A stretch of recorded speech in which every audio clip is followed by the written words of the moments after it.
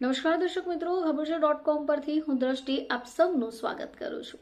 દર્શક મિત્રો, ભારત સરકારે હમણાં એક નવી એપ્લિકેશન લોન્ચ કરી છે જે આપણે સૌ કોઈએ જાણવી જોઈએ. આવો જાણીએ કે એપ્લિકેશન કઈ છે. તો દેશની પહેલી સહકારી cab taxi service Bharat taxi આજથી દિલ્હી અને ગુજરાતના કેટલાક શહેરોમાં શરૂ થઈ ગઈ. હવે આ જે એપ્લિકેશન છે એ કેન્દ્રીય ગૃહમંત્રી અમિત શાહે દિલ્હીની અંદર લોન્ચ કરી.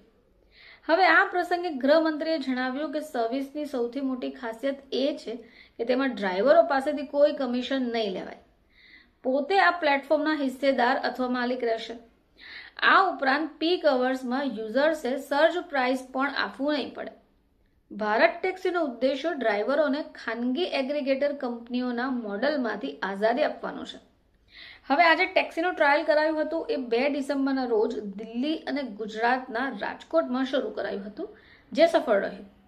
હવે લોન્ચિંગ દરમિયાન અમિત શાહે શ્રેષ્ઠ પ્રદર્શન કરનાર 6 ડ્રાઈવરોને સન્માનિત કરશે, જે કંપનીના શેર સર્ટિફિકેટ પણ વેચવામાં આવશે.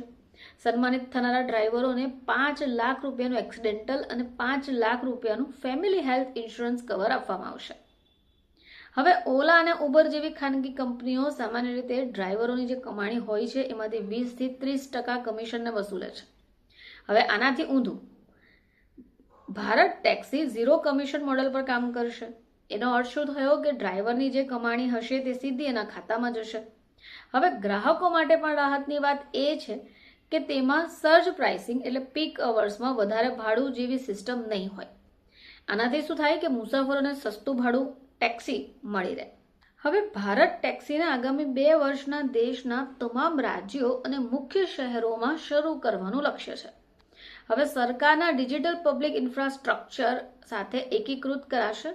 દિલ્હીના 7 એવા મુખ્ય સ્થળો છે જે ડ્રાઈવરો માટે સપોર્ટ સેન્ટર પણ શરૂ કરાયા છે. હવે આ ભારત ટેક્સી ચલાવશે કોણ? તો આ સભ્યપદ આધારિત મોડલ છે જેને સહકાર ટેક્સી કોઓપરેટિવ લિમિટેડ ચલાવશે, જેની સ્થાપના જૂનમાં 300 કરોડની રોકમની સાથે થઈ. એની સાથે આજે સેવા ડિજિટલ ઇન્ડિયાનો એક ભાગ પણ રહેશે, જેની સંચાલન પરિષદ રહેશે. હવે આ ઉપરાંત 8 અન્ય સભ્યો છે જે દેશની વિવિધ સહકારી સમિતિઓ સાથે જોડાયેલા છે. હવે વાત કરીએ આપણે મહિલા સારથીની શું ભૂમિકા રહે.